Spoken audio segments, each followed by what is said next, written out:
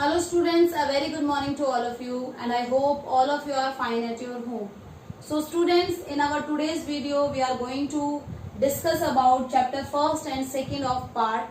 Second book, आपकी second book है, that is the physical environment of India. So first chapter is India's location. तो इस chapter में कुछ इंपॉर्टेंट पॉइंट है वो हमें लर्न करने हैं. सो ये जीके के भी क्वेश्चन की तरह है. मैंने आपको एक और वीडियो बनाया था फर्स्ट चैप्टर का, उसमें सारी चीजें एक्सप्लेन करी थी. सो एक बार हम उनको रिवाइज कर लेते हैं. That are very easy. अगर आप एक बार लर्न कर लेते हैं तो फिर आप भूलेंगे नहीं. सो लैटिट्यूडनल एंड लॉन्गिट्यूडनल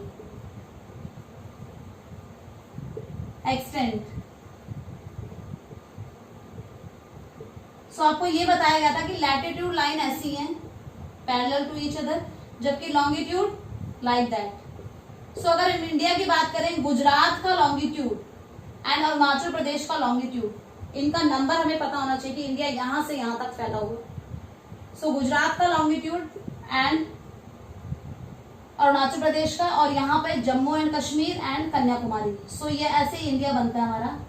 ओके, तो ये हमें एक्सटेंट लर्न होने चाहिए. सो लैटिट्यूड में ये लेटी हुई लाइन लैटिट्यूड है, तो यहाँ पर यहां से चलेंगे, हम यहां से स्टार्ट करेंगे क्योंकि ये 0 डिग्री इक्वेटर है, तो यहां से हम लैटिट्यूड ऐसे आगे बढ़ते हैं. सो कन्याकुमारी का 8 degree 4 minute north to 37 degree 6 minute north. हमने नॉर्थ इसलिए लिखा है क्योंकि हमारा जो इंडिया है वो नॉर्दर्न हेमिस्फीयर में है, यहाँ पर इंडिया लाई करता है. तो अगर हम ईस्ट और वेस्ट करें तो ये ईस्टर्न हेमिस्फीयर में है, और अगर नॉर्थ और साउथ करें तो हम ये नॉर्दर्न हेमिस्फीयर में. ओके, सो जितने भी लैटिट्यूड इंडिया के लिए हम यूज करेंगे उनके आगे हम एन लगाएंगे, northern latitude. Okay, next one is longitudinal extent. Longitudinal extent में ये जो पोर्शन है गुजरात और Arunachal Pradesh, so 68 degree 7 minute east to 97 degree 25 minute east. ये क्या है? Longitudinal extension. ये तो आपको लर्न करना ही करना है. सब चैप्टर को समझने से पहले आपको लैटिट्यूडनल लॉन्गिट्यूडनल एक्सटेंशन लर्न होना चाहिए. ओके, सेकेंड इज डिस्टेंस कितना है north to south and east to waste.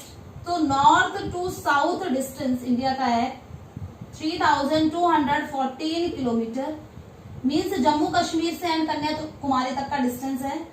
And east to waste जो डिस्टेंस है दैट इज 2933 किलोमीटर. ओके, ये डिस्टेंस है. उसके बाद में साउदर्न पॉइंट कौन सा है? साउदर्न पॉइंट इंडिया का दैट इज कन्याकुमारी है. जबकि southern point of Indian union अगर आपसे पूछा जाए, इंडियन यूनियन, तो उस पॉइंट को लिखेंगे जो अंडमान एंड निकोबार में है. अंडमान एंड निकोबार का जो लास्ट पॉइंट है that is Indira point.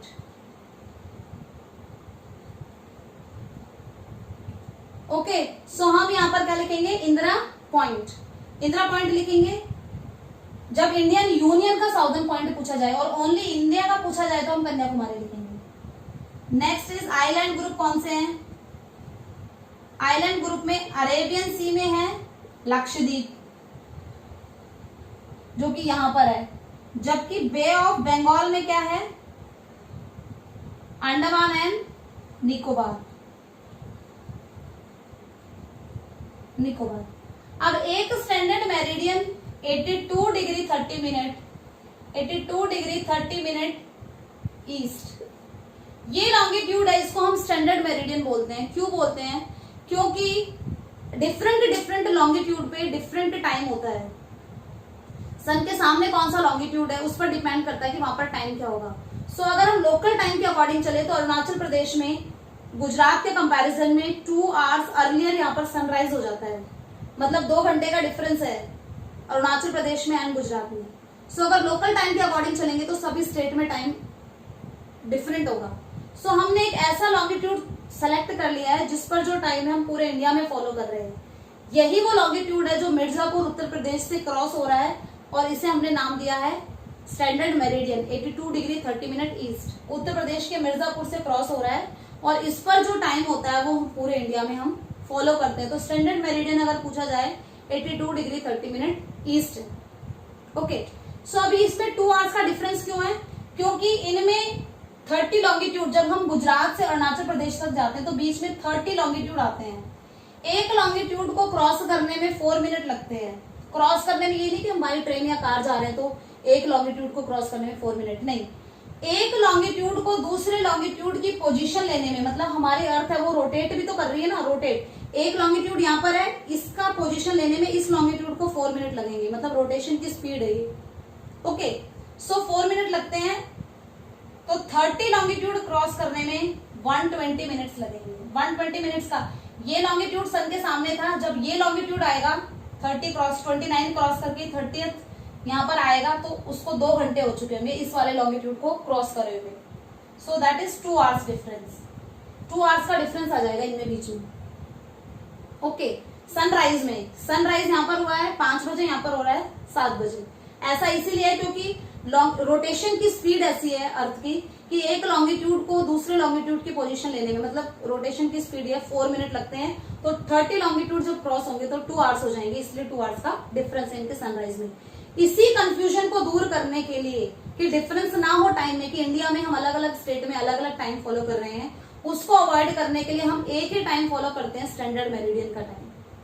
Okay, और वो स्टैंडर्ड मेरिडियन कौन सा है? 82 डिग्री 30 मिनट ईस्ट। एक नेक्स्ट क्वेश्चन है इसमें, कोस्टल लाइन। इंडिया की कोस्टल लाइन की अगर हम बात करें तो वो बाउंड्री जो हमारी Arabian sea and bay of Bengal and Indian ocean से टच होती है, सो वो बाउंड्री है 7517 किलोमीटर।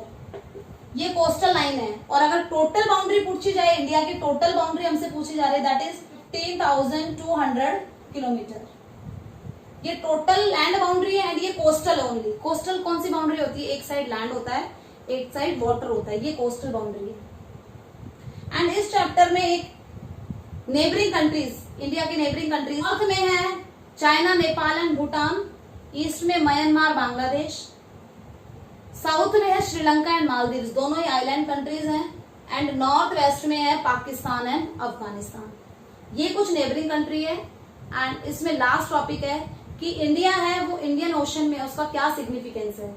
उसका सिग्निफिकेंस यही है, टाइम से ही हम सी रूट्स का यूज करते हैं, मतलब पहले और कोई रूट्स थे वो नहीं थे एक कंट्री से दूसरी कंट्री में जाने के लिए, सी रूट्स को यूज किया जाता था।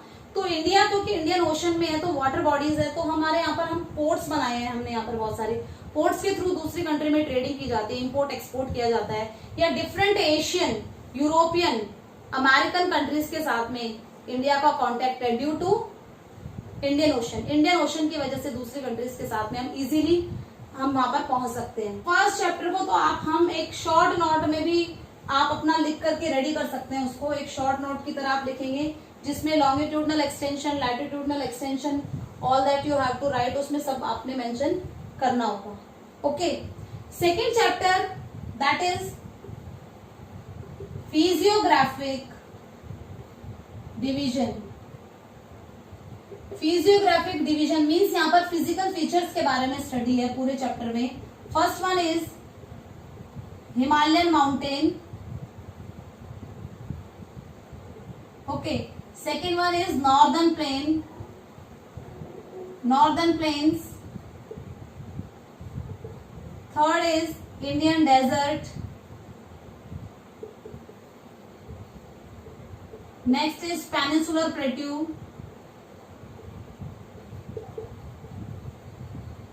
Peninsular plateau. Fifth one is coastal plains and the sixth division is island groups. इस चैप्टर में ये 6 फिजिकल फिजियोग्राफिक डिवीजन है इंडिया के। हमने इंडिया को 6 पार्ट्स में बांटा है एंड इन्हीं की डिटेल स्टडी है इस चैप्टर में।